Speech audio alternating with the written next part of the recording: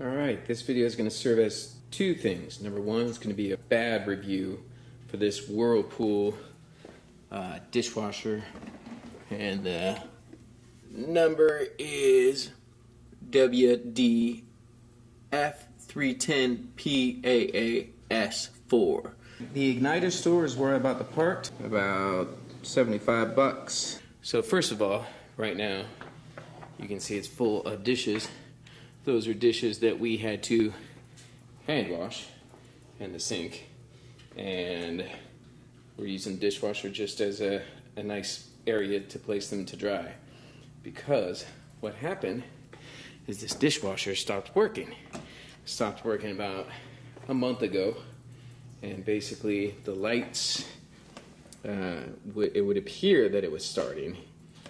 We would hit start and all the appropriate lights would go on. It would just not actually start until in the beginning, maybe 15 or 20 minutes after you hit the button. It might go through part of the cycle, but as you can see, it wouldn't finish. It would open up, soap would fall, it wouldn't rinse, it wouldn't do the whole thing.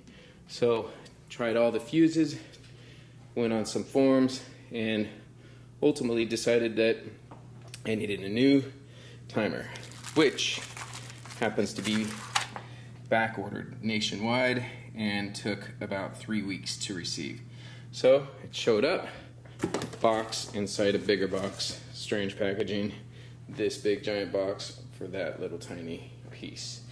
Anyway, that's the timer and main computer for the whole entire system. So the second part of this video, aside from giving this the poorest review possible, given that it's only a year and a half old and it stopped working, so don't buy a Whirlpool, but if you do happen to own a Whirlpool and it goes bad, hopefully this will be a good demonstrational video on how to fix it. So to cut the power, just make sure, hitting the start button, nothing's happening, no lights, all done. Next, I need to remove a few screws. I need to remove 1, 2, 3, 4, 5, 6 screws, which is ultimately going to let this piece come off. So I need a resting place. A high chair works pretty well. So bring a chair in, undo the screws, take it off, remove the part. And so it looks like the star tool is a, what is it, a T15 it looks like. T15 fits right in here. So I don't remove them in any particular order. Alright, so the screws are removed, and now this bit, we'll just push this chair in right here and let this whole piece fall down like that. And next, we need to remove 1, 2 screws right there. So I'll go get the tool to do that. There we go. 3/16.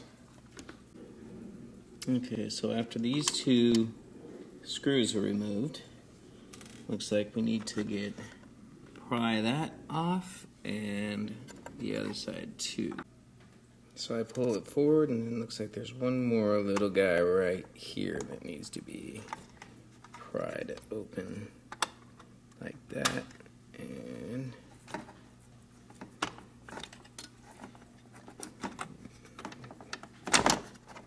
it's really a two-hand deal. So the next thing we gotta do is remove 1, 2, 3, 4, 5 cables.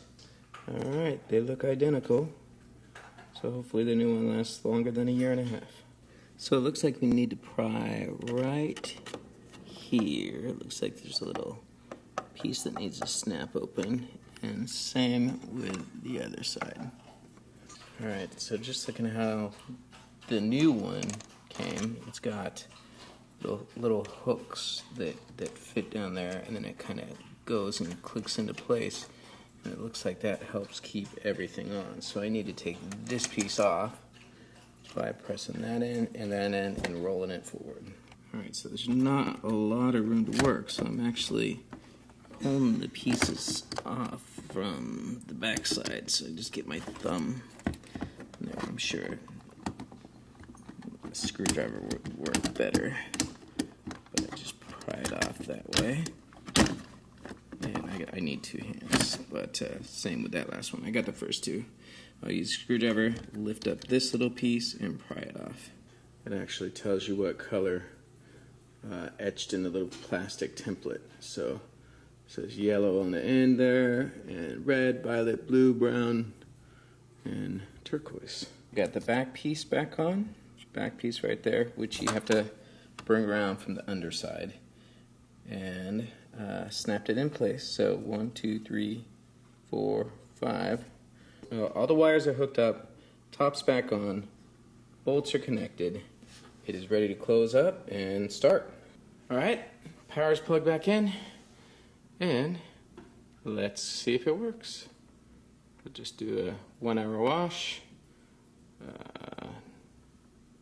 Just a no dry. Why not do a heat dry? Make sure it all works. And hit. I hear clicking. I hear it filling.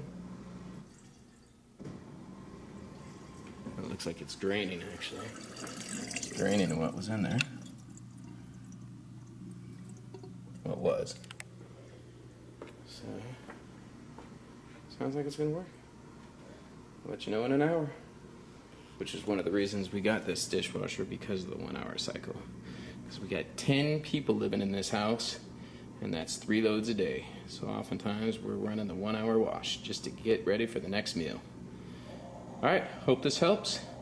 Whirlpool, don't buy it, but if you did, hopefully you won't have to fix it like I do. But if you did have to fix it like I did, now you know how.